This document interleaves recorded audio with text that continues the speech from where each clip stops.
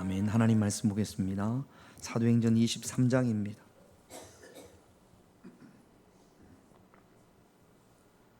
사도행전 23장 12절부터 16절까지 제가 한 절 여러분들이 한 절 그렇게 교독합니다. 사도행전 23장 12절부터 16절입니다. 한 절씩 교독합니다. 날이 새매 유대인들이 당을 지어 맹세하되 바울을 죽이기 전에는 먹지도 아니하고 마시지도 아니하겠다 하고 이같이 동맹한 자가 40여 명이었더라. 대제사장들과 장로들에게 가서 말하되 우리가 바울을 죽이기 전에는 아무것도 먹지 않기로 굳게 맹세하였으니 이제 너희는 그의 사실을 더 자세히 물어보려는 척하면서 공회와 함께 천부장에게 청하여 바울을 너희에게로 데리고 내려오게 하라. 우리는 그가 가까이 오기 전에 죽이기로 준비하였노라 하더니 같이 있습니다. 바울의 생질이 그들이 매복하여 있다 함을 듣고 와서 영내에 들어가서 바울에게 알린지라. 아멘. 날마다 바울에게 꼭 있어야 했던 것. 그 가운데서도 위기 가운데 바울에게 꼭 필요했던 것. 여러분 인생에 있어서 언제가 가장 큰 위기였습니까? 또 우리가 앞으로 살면서 원치 않는 그런 위기가 올 수 있습니다. 바울이 지금 로마 군인들의 그 영내에 갇혀 있는 거거든요. 근데 바울을 죽이려고 하는 사람들이 있습니다. 12절 13절을 다시 한번 같이 읽어볼까요? 같이 있습니다. 날이 새매 유대인들이 당을 지어 맹세하되 바울을 죽이기 전에는 먹지도 아니하고 마시지도 아니하겠다 하고 이같이 동맹한 자가 40여 명이더라. 바울을 죽이기 전에는 먹지도 않고 마시지도 않는 사람이 몇 명이라고요? 40명. 혹시 여러분 주변에 여러분들을 죽이려고 하는 사람이 저 사람이 나를 죽이려고 해 하는 사람이 한 명만 있어도 우리가 스트레스가 이만저만이 아닐 겁니다. 어디 밖으로 나갈 수가 있겠습니까? 너 죽이기 전에는 내가 먹지도 않고 마시지도 않을 거야. 누가 이렇게 이야기하는 사람이 있으면 어떻게 살아갈 수가 있겠습니까? 근데 바울은 이런 이야기를 40명이 바울을 죽이기로 하고 또 죽이기 전에는 먹지도 않고 마시지도 않기로 결단한 사람이 40명이 있다라는 사실을 알고도 참 태연합니다. 어떻게 태어날 수 있었는가? 바울에게는 주님께서 주시는 말씀이 있었습니다. 오늘 말씀과 제 이야기를 좀 같이 좀 해볼게요. 10여 년 전에 제가 뇌출혈로 급하게 한국병원에서 충대병원으로 그렇게 옮겨갔습니다. 수술실을 들어가기 전에 여러분 여기 수술해 보신 분들 알 거예요. 아니 뭐 그냥 우리 저기 영민이처럼 발가락 수술 이런 거 말고 죽을 수 있습니다. 생명이 위험합니다. 이런 수술, 이런 수술을 해보신 분들이 여기 있을 겁니다. 어떤 마음이 들던가요? 그리고 여러분들에게는 그 수술실 들어가기 전에 어떤 마음이 있었습니까? 두렵습니까? 안 두렵다고 하면 거짓말일 거예요. 저도 처음 수술실을 경험해 봤습니다만 수술실에 들어가면 춥습니다. 사시나무 떨듯이 춥고 왜 이렇게 수술실은 또 춥게 해야 되는 모양입니다. 그리고 또 다 벗기죠. 옷을 다 벗겨 놓습니다. 들어가기 직전에 제가 사역했던 교회 목사님이 오셨어요. 오셔가지고 김 목사 기도하자. 그러더니 거기는 저는 워낙 위험해서 아무나 못 들어오는데 목사님이니까 이렇게 들어오게 하셨던 모양이에요. 들어오시더니 김 목사 기도하자. 그리고는 제 머리 위에 손을 얹고 기도하시는데 아마 여러분들도 제가 여러분들의 머리 위에 손을 얹고 기도할 때 아마 그런 거를 좀 느끼신 분이 있을 수 있습니다. 여러분 7, 8월 달에 뜨거운 태양빛이 이렇게 내리쬐을 때 따끈한 거 있죠. 따끈따끈한. 그렇다고 그분 손이 되게 뜨겁고 그러진 않을 거예요. 근데 이 뜨거움이 이렇게 내려오는 거 아마 여러분 느끼신 분들이 있을 겁니다. 제가 그렇더라고요. 그러면서 아무 일 없겠구나, 별일 없겠구나. 이 두려움과 이 평안함이 교차됩니다. 여러분, 우리가 위기에 처했을 때에 저와 여러분들에게 꼭 있어야 할 것, 사도행전 23장 11절, 여러분 과거를 생각하고 또 여러분들이 위기 때 어떠했는지를 생각하면서 말씀을 들었으면 좋겠습니다. 같이 있습니다. 그날 밤에 주께서 바울 곁에 서서 이르시되 담대하라, 네가 예루살렘에서 나의 일을 증언한 것 같이 로마에서도 증언하여야 하리라. 그 전날 사람들이 바울을 막 죽이려고 한 그 전날 밤에 바울이 기도하는데 주님께서 바울에게 말씀하셨습니다. 담대하라. 너가 예루살렘에서 복음을 전한 것처럼 로마에서도 복음을 전하리라. 그러니까 하나님이 바울이 확신한 게 있어요. 적어도 로마에 가서 복음을 전하기 전에는 바울이 죽습니까? 안 죽습니까? 안 죽어요. 본인이 죽으려고 해도 죽을 수가 없습니다. 로마까지 가서 복음을 전하는 것이 바울의 사명이에요. 죽어도 로마에 가서 복음을 전하고 죽어야 돼요. 이게 주님께서 바울에게 하신 말씀이세요. 그러면 이 예루살렘에서 바울이 죽습니까? 안 죽습니까? 안 죽어요. 한 대 맞을 수는 있겠지. 꿀밤을 한 대 막을 수는 있겠지. 좀 어려움은 있겠지만 주님께서 바울에게 담대하라, 걱정하지 말라, 염려하지 마라. 네가 예루살렘에서 복음을 전했던 것처럼 로마에서도 복음을 전하리라. 그렇게 주님께서 바울에게 말씀하셨습니다. 우리는 위기에 무엇이 있어야 되느냐? 하나님의 말씀이 내 안에 있어야 합니다. 하나님의 말씀이 힘이 됩니다. 느헤미야 8장 10절에 보면 하나님께서 올해 우리 교회에 주신 말씀이에요. 같이 있습니다. 시작. 여호와로 인하여 기뻐하는 것이 너희의 힘이니라. 여러분들의 힘은 뭡니까? 위기에 여러분들에게 힘이 되는 것이 무엇입니까?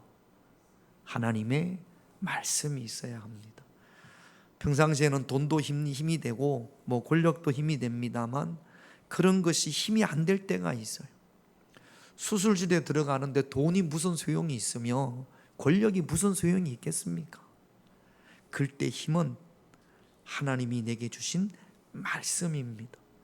느헤미야 8장 10절에 보면 여호와로 인하여 기뻐하는 것, 하나님으로 인하여 기뻐하는 것, 하나님 말씀으로 인하여 기뻐하는 것, 그것이 우리의 힘이 되어야 합니다.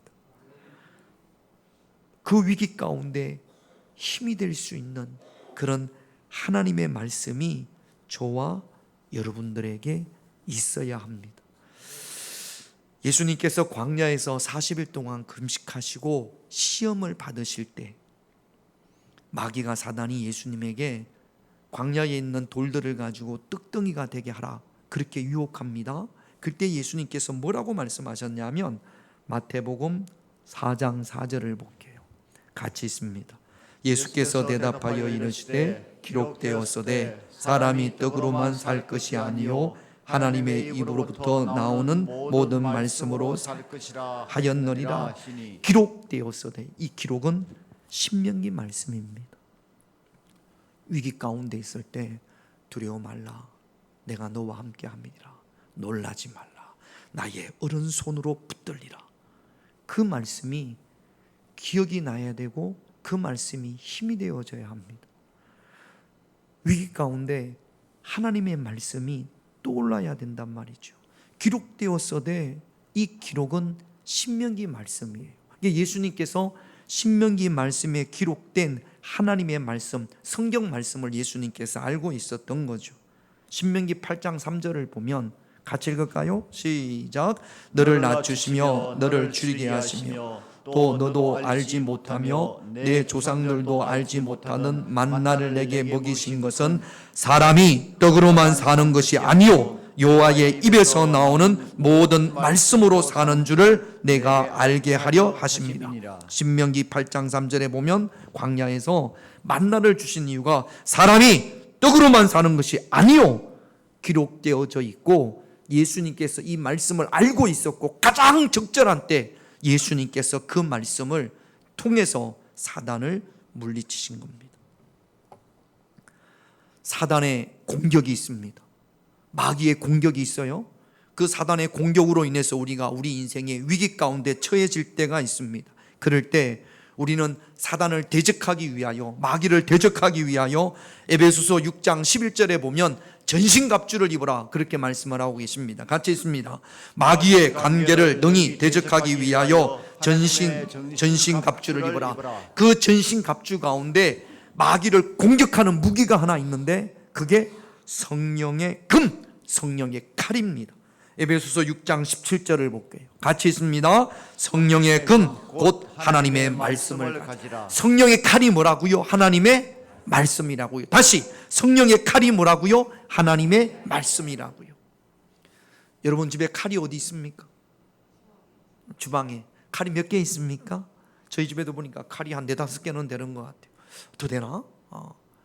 근데 칼이 어디 있는지를 모르면 과일을 깎을 때도, 여러분 과일을 깎을 때 손으로 깎을 수 있습니까? 없습니까? 숟가락으로 깎을 수 있습니까? 없습니까? 옛날에는 뭐 입으로 그냥 이렇게 깎아가지고 줄 수도 있었습니다만 요즘 그렇게 하지 않습니다.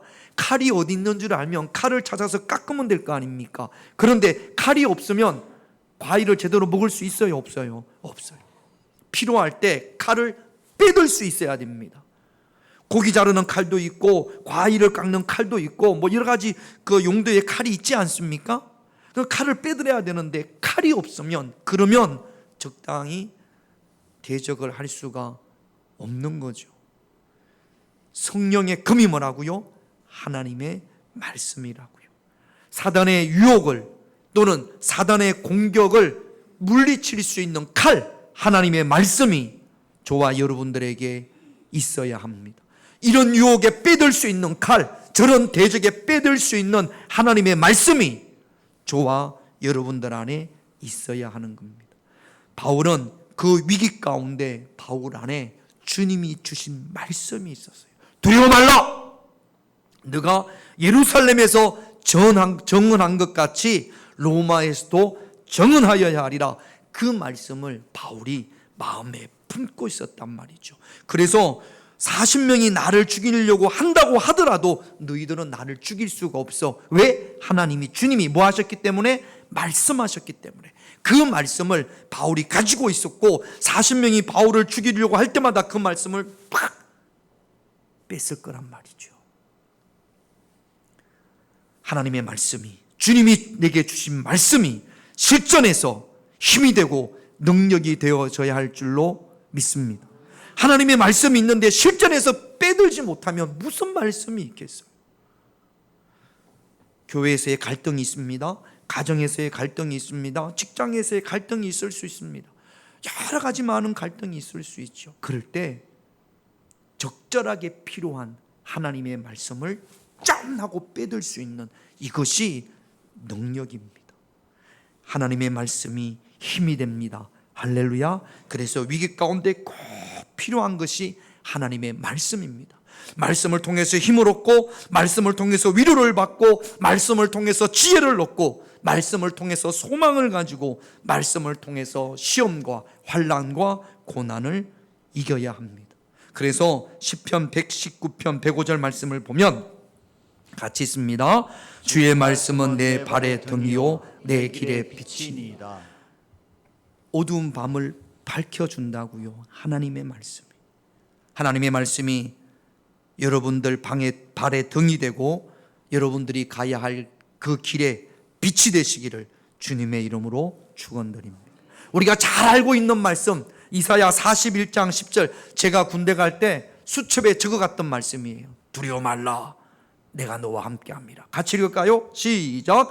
두려워하지 말라, 내가 너와 함께함이니라. 놀라지 말라, 나는 내 하나님이 됨이라. 내가 너를 굳세게 하리라. 참으로 나의 의로운 손으로 너를 붙들리라. 두려워하지 말라. 여러분, 이 말씀을 아니까, 위기 가운데 이 말씀을 알면 두렵지 않습니까? 그래도 두렵습니까? 그래도 두려울 수 있죠. 제가 수첩에 적어갔다고 그랬잖아요. 군대 갔을 때 얼마나 두렵습니까? 이렇게 있다가 박아! 그러면 물이 박아야 되거든요. 저쪽에서부터 탕탕 때려서 오면 얼마나 두렵습니까? 그러면 속으로 두려워하지 말라, 참 많이도 외웠던 것 같아요. 화장실에 가서도 많이 외웠던 것 같습니다. 두려워하지 말라. 이 말씀을 모르는 것이 아니라 알매도 불구하고 두려울 때가 있단 말이죠. 말씀을 아는데, 말씀을 암송하고 있는데, 그런데 왜 두려울까? 여러분, 하나님의 말씀이 내게 능력이 되고 내게 힘이 되기 위해서는 반드시 뭐가 있어야 되느냐? 따라합시다. 기도해야 된다. 말씀이 그냥 나에게 능력이 되고 힘이 되는 것이 아니라 내가 기도할 때 하나님의 말씀이 내게 능력이 되는 겁니다. 제가 뭐 이렇게 내연기관 차를 잘 모르는데 제가 알기로 그런 것 같아요. 뭐 지금은 전기차가 있습니다만 주로 이제 휘발유나 경유차지 않습니까? 차가 어떤 힘으로 가냐면 그 차 안에 우리가 그 휘발유를 넣으면 그 휘발유가 팡 터지면서 불이 붙으면서 실린더를 밀어내서 그게 차를 가게 하는 걸로 알고 있습니다. 그런데 아무리 좋은 기름을 넣어도 이 휘발유가 아니면 경유에 불이 붙어야 되는데 불이 안 붙는 경우가 있어요. 언제 붙지 않습니까? 배터리가 힘을 잃었을 때, 배터리가 불꽃을 탁 튀겨줄 때, 그때 휘발유나 기름에 불이 붙어가지고 그 폭발력에 의해서 차가 쭉쭉쭉 가는 거거든요. 큰 트럭도 마찬가지입니다. 엄청나게 많은 짐을 실은 그 트럭도 힘은 휘발유가 기름이 불이 붙으면서 폭발하면서 앞으로 나가는 거예요. 그런데 기름은 있는데 배터리가 좋지 않으면, 불꽃을 튀기지 않으면, 그러면 차가 갈 수 있습니까? 없습니까? 겨울에 배터리가 약해지면 아무리 시동을 걸어도 차에 시동이 걸리지 않습니다. 이 배터리의 불꽃 역할을 하는 것이 기도예요. 하나님의 말씀을 여러분들이 창세기부터 요한계시록까지 다 암송하고 있어도 기도하지 않으면 그 말씀이 능력이 될 수가 없습니다. 위기 가운데 꼭 있어야 할 것이 무엇이냐 하면, 여러분, 차가 움직이기 위해서는 기름이 있어야 되죠. 그리고 그 기름에 불을 붙일 수 있는 배터리에 힘이 있어야 됩니다. 불꽃이 탁 튀겨져야지만 폭발하면서 차가 가는 거거든요. 하나님의 말씀을 가지고 우리가 기도할 때 그 말씀이 능력이 되고 힘이 되고 권세가 되어지는 겁니다. 기름 없는데 배터리만 좋아요. 얼마 가지를 못해요. 그러니까 우리가 위기 가운데 꼭 있어야 할 것이 하나님의 말씀이고 하나님 앞에 기도하는 것입니다. 마가복음 9장 29절을 한번 볼까요? 같이 있습니다. 이르시되 기도 외에 다른 곳으로는 이런 종류가 나갈 수 없느니라. 기도해야 합니다. 기도할 때 말씀이 능력이 되고 기도할 때 말씀이 권세가 될 줄로 믿습니다. 이 두 가지가 함께 있을 때, 이 위기 가운데 꼭 필요한 것이 하나님의 말씀과 또 기도의 능력입니다. 우리에게 일용할 양식이 날마다 일용할 양식이 필요하듯이 우리에게는 하나님의 말씀과 또 그 말씀이 능력이 될 수 있는 기도가 있어야 될 줄로 믿습니다. 여러분들의 삶에 말씀이 풍성하시기를, 그 말씀을 능력이 되게 하는 기도가 풍성하시기를 주님의 이름으로 축원드립니다. 두 번째로 하나님의 도우심이 있어야 됩니다. 말씀과 기도가 있어야 되고 위기 가운데 하나님의 도우심이 있어야 합니다. 2014년도에 제가 뇌출혈이 왔을 때, 그러니까 여러분 여기 인생의 위기를 하나님 은혜 가운데 넘기신 분들도 한번 되돌아보세요. 제 이야기를 하지만 아마 여러분들에게도 하나님의 도움의 손길이 맞아. 그때 그러지 않았으면, 그때 그런 도움이 없었으면 어떻게 할 뻔했어? 라고 감사하실 수 있을 겁니다. 저희 지방은 2년에 한 번씩 부부 수양회로 이렇게 요 가까운 동남아나 해외로 갑니다. 뇌출혈이 있기 전에 제가 동남아로 갔거든요. 베트남과 캄보디아를. 만약에 그때 뇌출혈이 왔으면 이해찬 전 국무총리가 베트남인가 어디서 큰일 당했던 것처럼 저도 그럴 수 있었습니다. 근데 그때는 아무 일이 없었어요. 제 뇌 동맥에 아마 오래전부터 한 부분이 약해서 이렇게 부풀어 올랐던 모양입니다.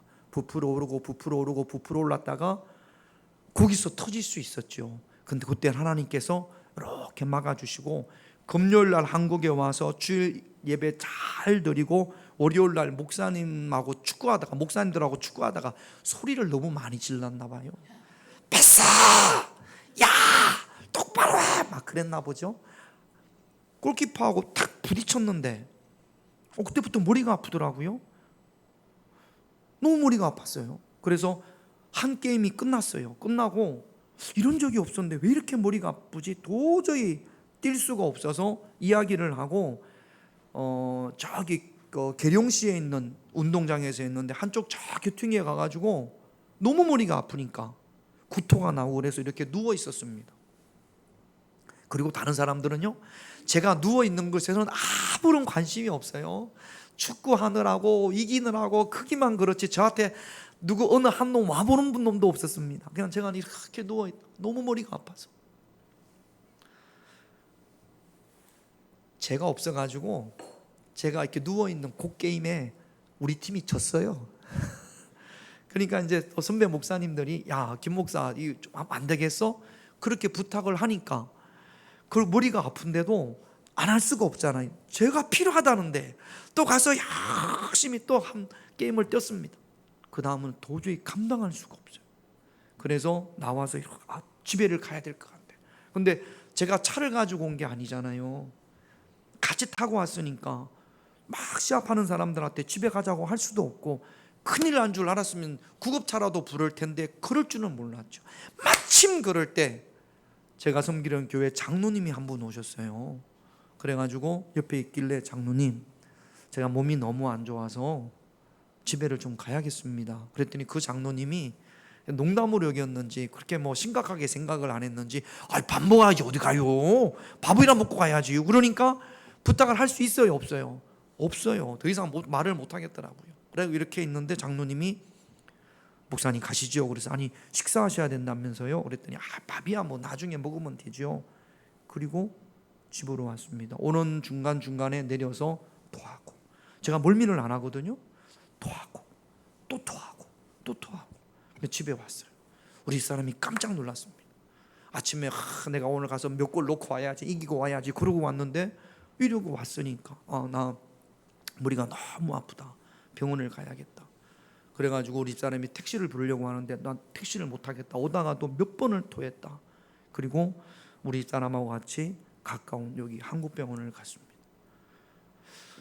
골키퍼하고 부딪혔으니까 내진탕이 거니, 그리고 하루 정도 입원하고 있으면 괜찮겠거니 그랬는데 점점점 심각해지는 거죠. 태어나서 처음으로 CT라는 걸 찍어봤습니다. 그러더니 MRI를 찍어야겠다고. 태어나서 처음으로 MRI라는 것도 찍어봤습니다. 의사가 이거는 사고가 아니고 질병인데 뭐 하다 오셨냐? 그래서 축구하다 왔다 그랬더니 축구를 얼마나 했길래 이 내 동맥이 터져서 출혈이 생겼는데 이 피가 온 사방에 퍼져 있다라는 거예요. 피가 났는데도 출혈이 있는데도 헤딩을 하고 뛰어다니고 그러니까 막 그냥 피가 온 사방에 퍼졌다고.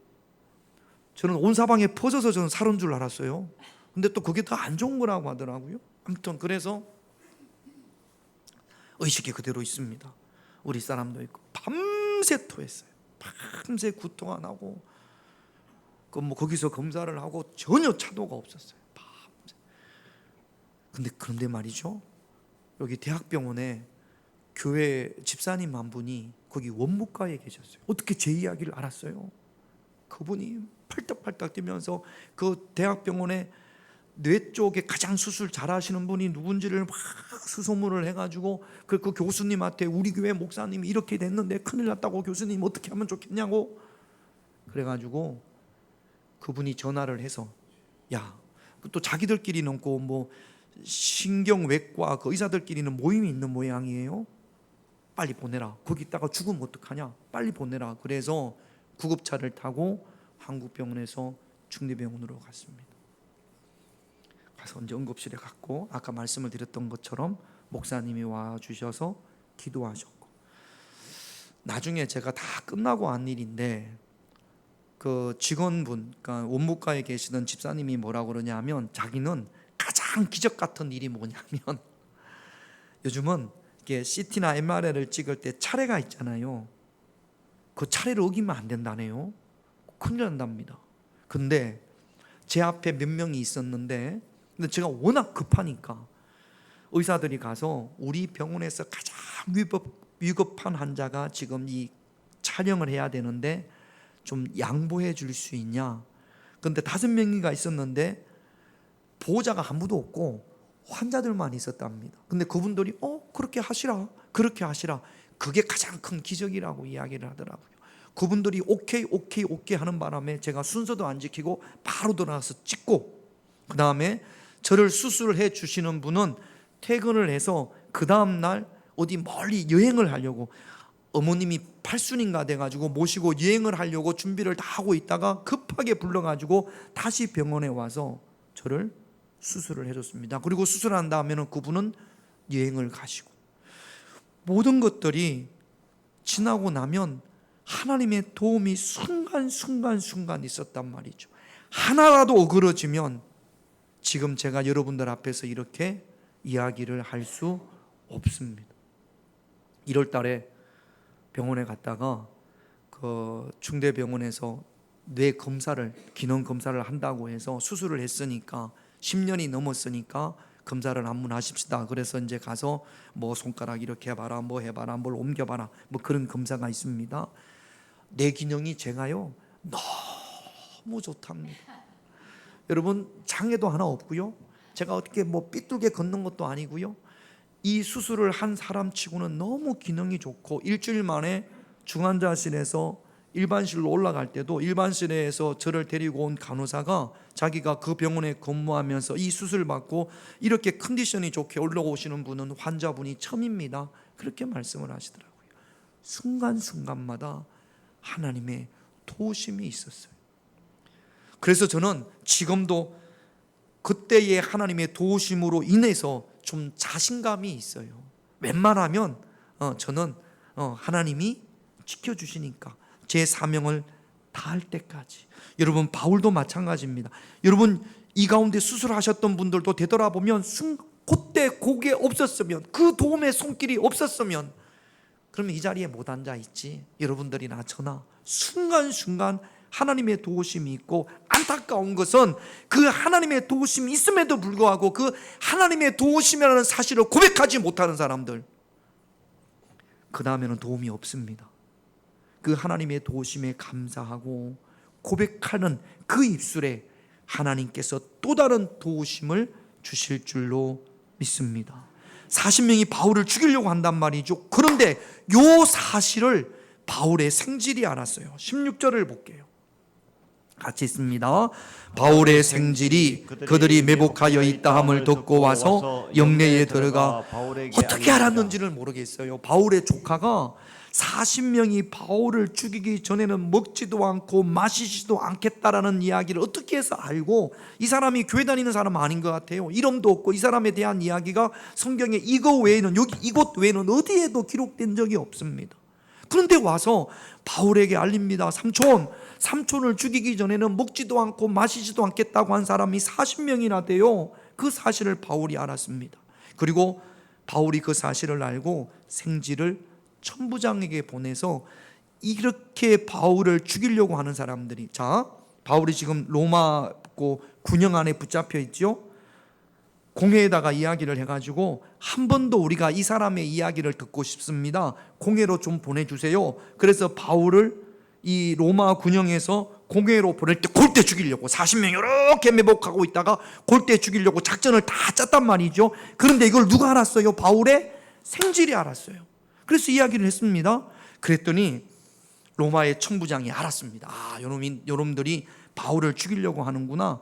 천부장하고 바울은 아무런 상관도 없고, 바울이 무슨 뇌물을 줄 수도 없고 돈도 없으니까, 권력도 없으니까. 그런데도 어떻게 돕느냐? 23절 24절을 볼게요. 같이 읽겠습니다.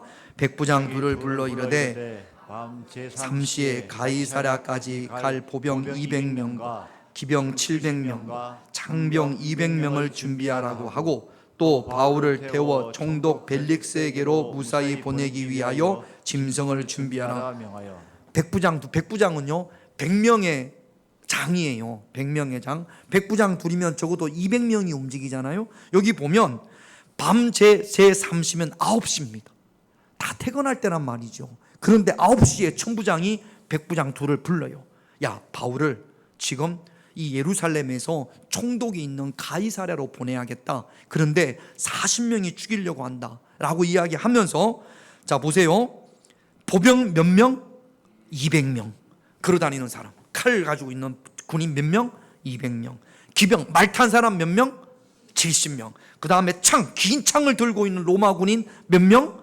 200명. 200 더하기 70 더하기 200 하면 몇 명이에요? 470명이에요. 보병 200명, 말 탄 사람 70명, 그 다음에 창을 가지고 있는 사람 200명. 470명이 누구를 보호해요? 바울을 보호해요. 40명이 죽이려고 하는데 500명 가까이가 바울을 쿡 둘러쌉니다. 그리고 바울을 짐승이라고 하는 거 보면 말에 태워서, 아니면 그 수레에 태워서 바울을 이동시킨단 말이죠. 에스코트해서. 이재명 대통령이 대전에 오면 한 500명 정도가 특수부대가 탁 달고 이렇게 올려놔? 쉽지 않을 것 같아요. 근데 지금 바울은 몇 명이 보호해요? 그냥 500명이라고 합시다. 470명에서 500명이 바울을 지킨단 말이죠. 이게 있을 수 없는 일이잖아요. 그것도 밤 9시에 저기 예루살렘에서 가이사랴까지. 하나님의 도우심이에요. 만약에 한 10명 이렇게 바울을 보호하라고 하면 가다가 그 40명에게 일을 당할 수도 있습니다. 그런데 천부장이 470명을 바울을 보호하라고 그렇게 해서 가이사랴로 보낸단 말이죠. 그리고 이 천부장이 총독 벨리스에게 이렇게 보고를 합니다. 29절을 볼게요. 같이 있습니다. 고발하는 것이 그들의 율법 문제에 관한 것뿐이요 한 가지도 죽이거나 결박할 사유가 없음을 죄가 없다라는 겁니다. 제가 신문에 본 결과 이 사람 바울은 죄가 없습니다. 보세요. 바울의 생질이 알았고 천부장에게 알려졌고 군사들을 동원시켜서 밤 9시에 안전하게 가이사라로 이동을 시켰습니다. 순간순간마다 곳곳에 하나님의 도우심이 있는 거죠.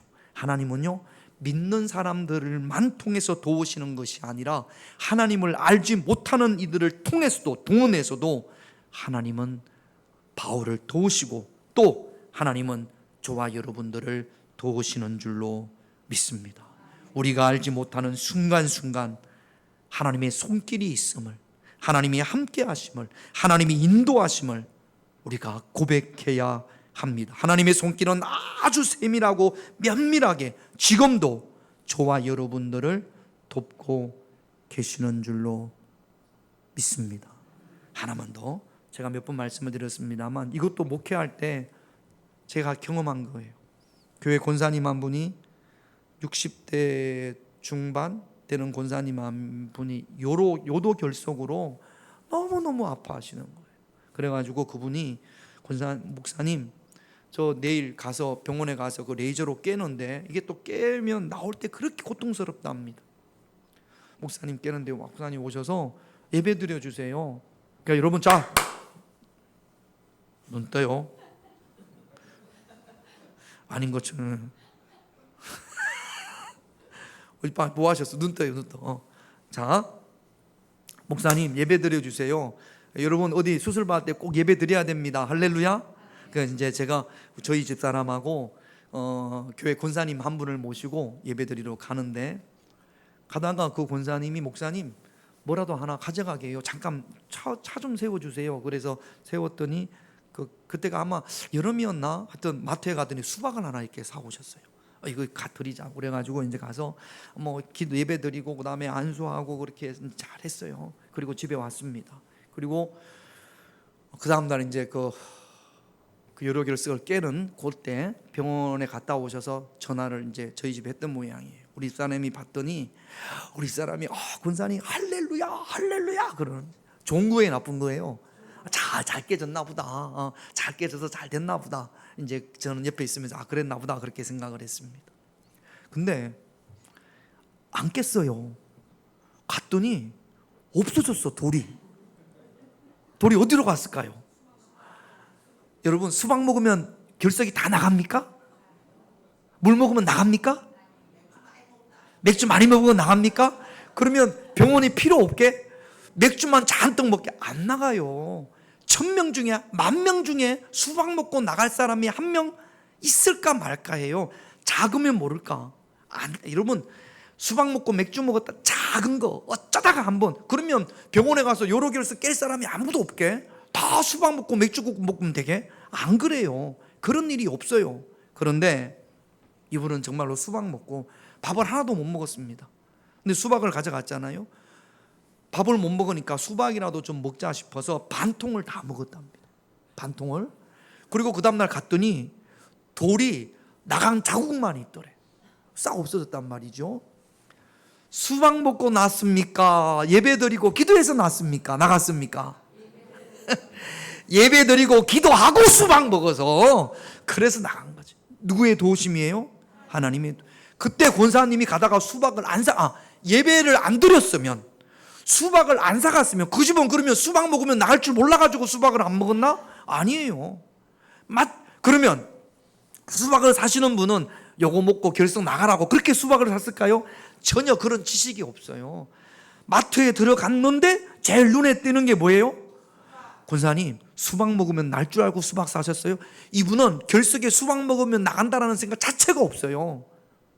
그냥 눈에 띄니까 했고 먹었고, 내가 수박 먹고 결석이 나가야지 그래서 먹은 게 아니에요.